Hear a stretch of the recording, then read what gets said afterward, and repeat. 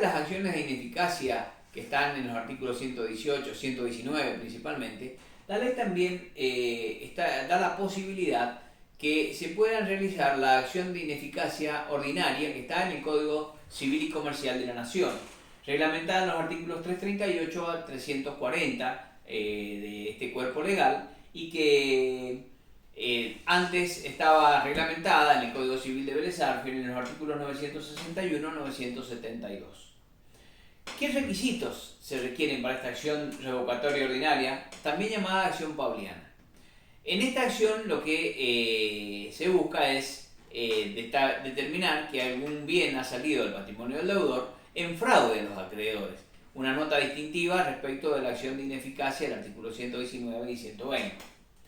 En primer término, hay que demostrar el estado de insolvencia del deudor, asimismo que el perjuicio resulte del mismo acto, o sea, el perjuicio no es que el acto no se produce cuando el deudor, por ejemplo, entregó un bien y recibió plata y después la plata la sacó del país o la escondió o se la gastó, sino que el perjuicio debe surgir del mismo acto por el cual el sujeto, digamos, se enriqueció, digamos, o el deudor defraudó a sus acreedores.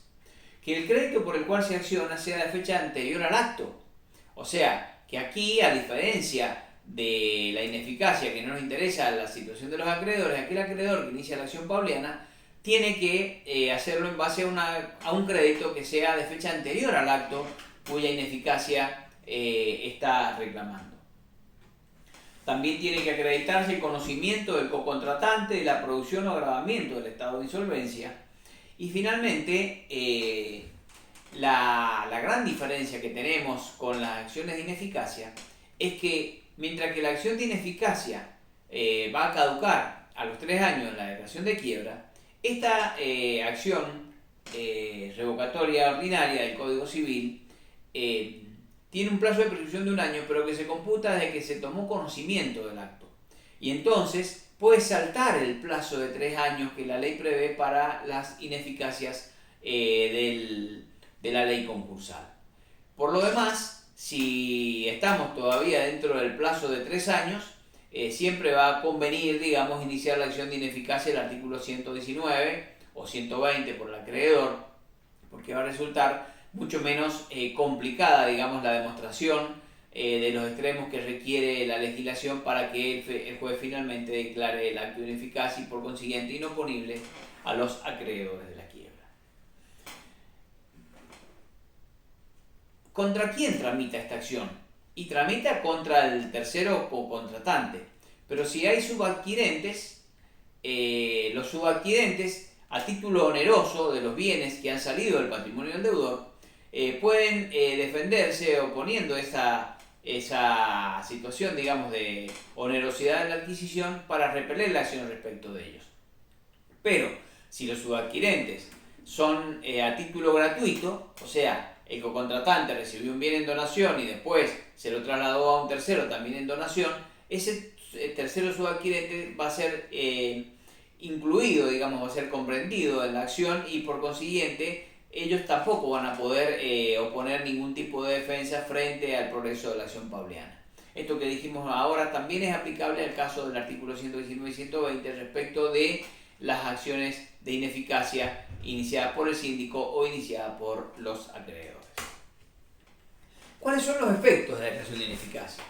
Ya sea por conocimiento de la cesación, ya sea en los casos de ineficacia en pleno derecho, ya sea en los casos de ineficacia por conocimiento de la cesación de pagos, del artículo 119 iniciada por el síndico, 120 iniciada por algún acreedor, o el caso de las ineficacias como consecuencia de la acción pauliana del Código Civil y Comercial.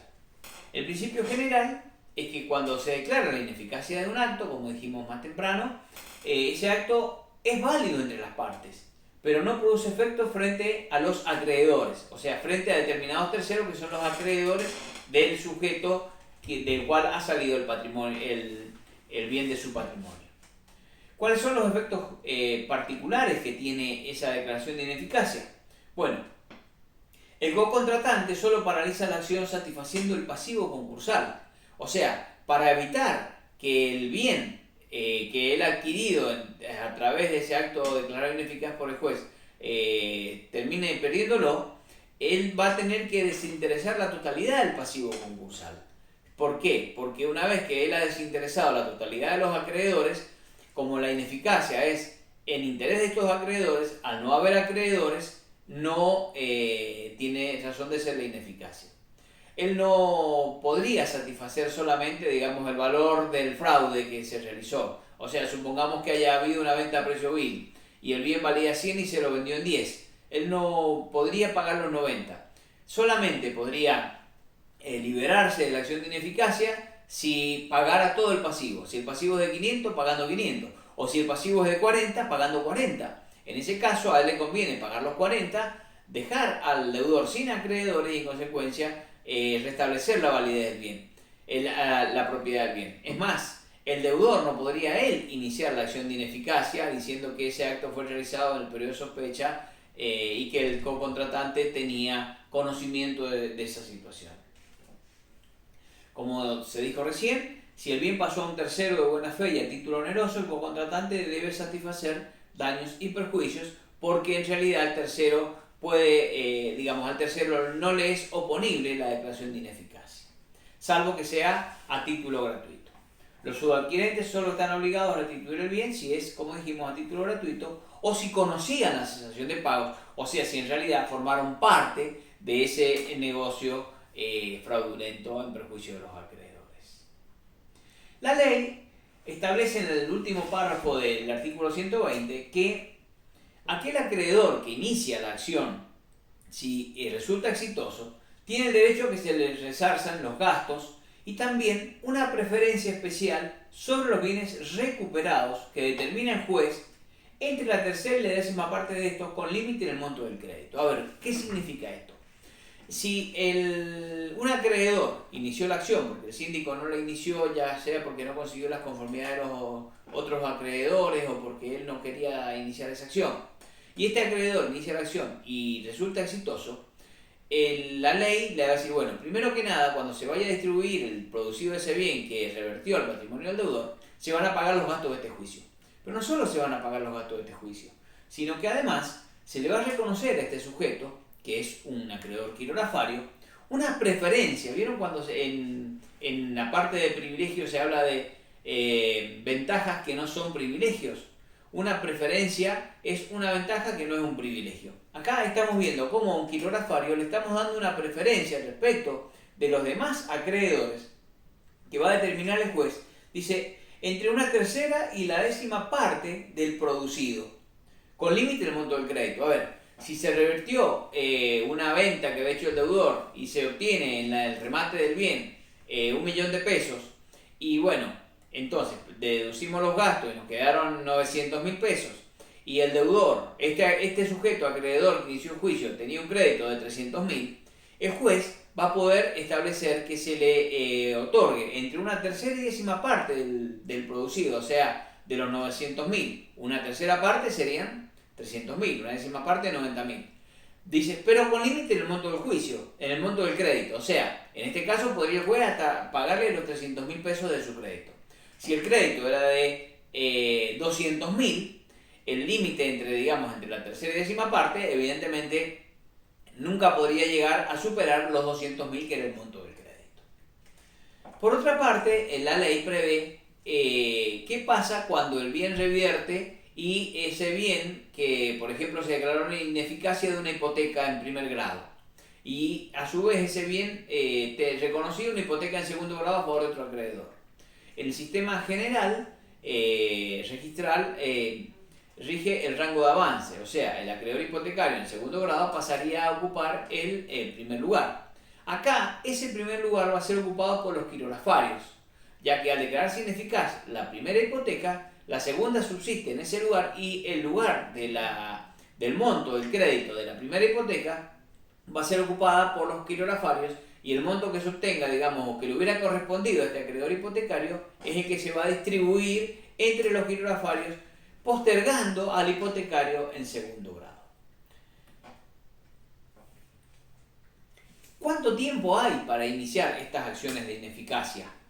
Bueno, ya lo mencionamos más temprano. El artículo 124 establece expresamente que la declaración prevista en los artículos 118, o sea, la declaración de ineficacia de pleno derecho, la intimación del 122, aquel que recibió un pago de un tercero como consecuencia de un pedido de quiebra que después se dejó sin efecto, pero que después hubo una quiebra posterior, y la interposición de las acciones en los casos de los artículos 119 y 120, o sea, las ineficacias la acción de ineficacia iniciada por el síndico o iniciada por un acreedor, caducan a los 3 años contados desde la fecha de la sentencia de quiebra. O sea, un plazo de caducidad de derecho. ¿Qué significa eso? Que una vez que ha transcurrido ese plazo, no se puede iniciar la acción y el juez podría rechazarla de pleno derecho, inímine, sin necesidad de trámite. ¿Por qué? Porque en realidad esta acción, esta caducidad de derecho, implica la extinción, la desaparición del derecho que existía al respecto. A diferencia de la prescripción, en donde el derecho, digamos, subsiste, y si alguien paga una obligación ya prescrita, no puede reclamar que le devuelvan lo que pagó. Aquí, una vez que ha pasado el plazo de 3 años, como es un plazo de caducidad de derecho, directamente es como si la acción de ineficacia a la que hemos estado refiriendo nunca hubiera existido. Dice finalmente el 124 que los bienes que ingresen al concurso en virtud de lo dispuesto por los artículos 118 a 123 quedan sujetos a desapoderamiento. Y bueno, este es un caso típico de bienes pasados que entran al patrimonio del deudor. Recuerden ustedes que los bienes que están alcanzados por el desapoderamiento son los bienes presentes, o sea, lo que tenía a la fecha de la quiebra, los bienes futuros, o sea, los que adquiera hasta la rehabilitación, y los bienes pasados que en forma selectiva vuelven al patrimonio del deudor porque salieron por alguna de estas vías que lo tornaron, digamos, inoponible a los acreedores del sujeto fallido.